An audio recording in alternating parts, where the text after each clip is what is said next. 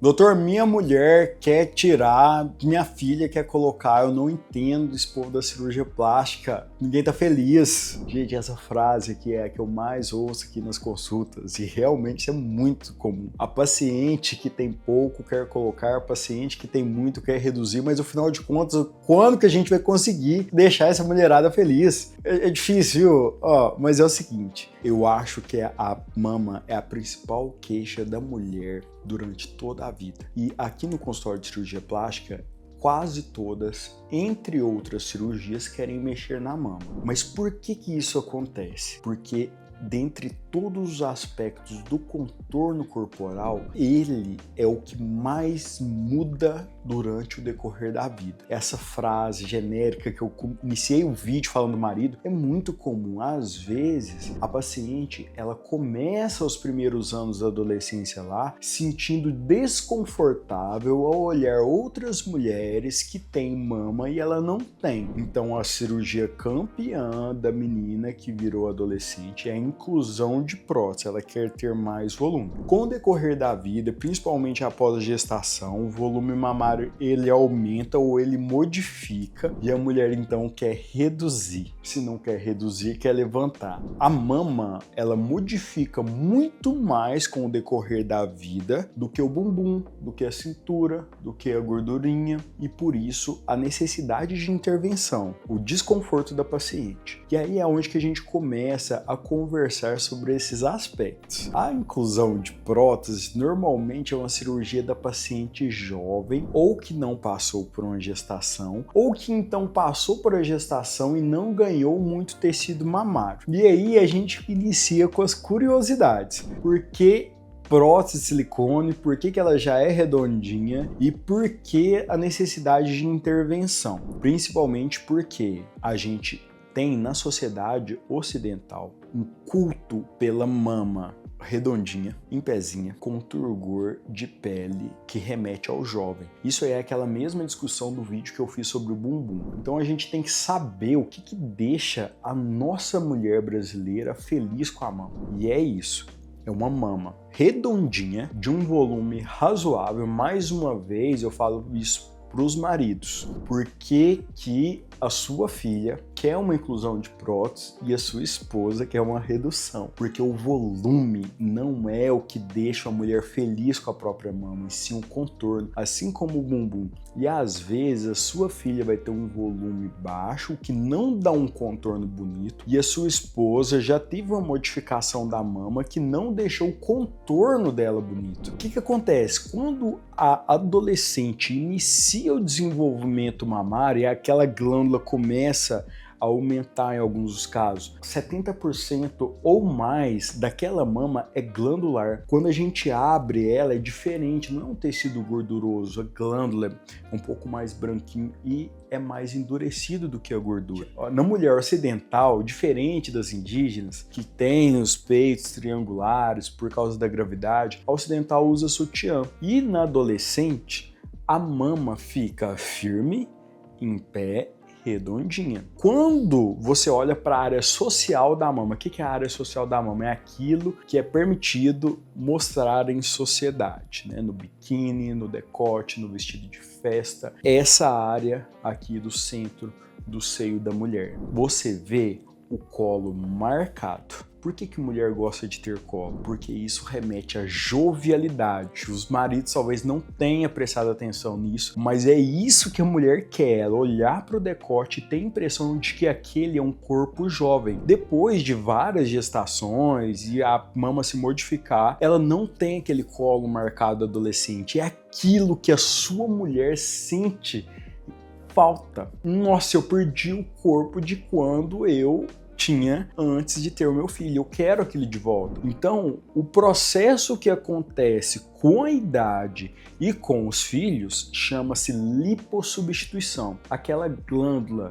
durinha que deixa o colo redondinho, empinadinho, marcadinho, aquilo é substituído por gordura. Então algo que é durinho se torna mole e a mama então fica flácida, perde a definição e cai. Isso é o que a gente vai fazer o inverso na mastopexia com prótese. A gente vai remover gordura, remover tecido mole e a gente vai colocar uma prótese para substituir de volta o que era mole e vai ficar duro. Foi cirurgia de antes de ontem. Eu tirei 300 gramas de mama caída após gestação de 2 filhos e coloquei 300 ml de prótese. É o caminho inverso. E é por isso que fica-se essa impressão de que quem tem mais quer reduzir, quem tem pouco quer colocar. Na verdade, não é sobre a questão de uma insatisfação eterna, mas sim sobre a modificação da mama durante a vida da mulher. Por isso que a queixa da mama é a mais comum de todas. Para o marido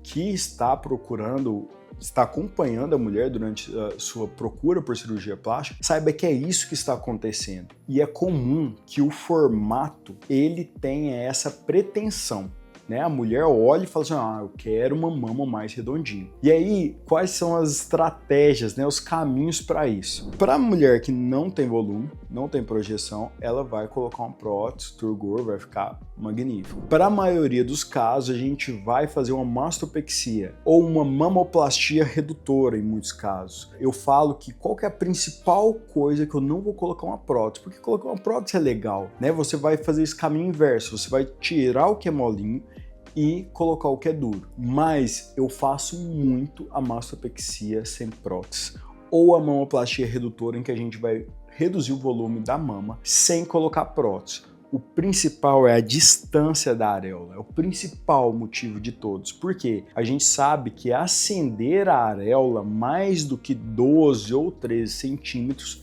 faz com que tenha um risco adicional para a areola, que é o sangue que chega até lá, ao ser dobrado para levar a areola lá em cima, ela tem um risco de sofrimento que culmina em necrose da areola. Então, na minha prática clínica, quando eu vejo que para chegar ao centro da provável prótese que a gente ia colocar, a areola, nossa, essa aqui vai ter que subir mais de 12 centímetros. Tá demais.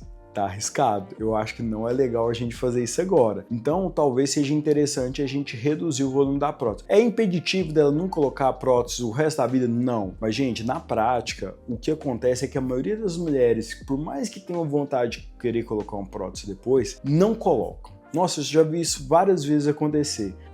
Eu coloco depois. Tudo bem. Eu chego aqui e falo assim, não, eu não estou te dando opção. Não é a questão de que o que você gosta mais é com prótese ou sem prótese. Eu tô falando que pro seu caso, eu não vou usar prótese, porque se eu tiver que usar prótese, vai culminar em um risco para você. Imagina só, eu faço a mastopexia, né, por baixo do músculo, o músculo geralmente é aqui em cima e a prótese ele fica próximo à clavícula. Então, quando a gente coloca a prótese, imagina só, a areola tem que ficar mais ou menos no meio dela para ficar bonito. Se essa areola já está aqui e o destino final da prótese é aqui em cima, a pontinha da areola tem que ficar aqui e deu mais que 12 centímetros, gente, não compensa. Não compensa você cometer o risco de levar a areola a subir tanto dessa forma, ter um sofrimento de pele, ter um necrose de areola. Então, antes de tudo, bom senso. Cirurgia plástica é sobre estética? Sim. É sobre a gente querer a nossa melhor versão? Sim. Dá alegria? Você tá doido, é demais. O paciente fica muito feliz com a cirurgia plástica desde que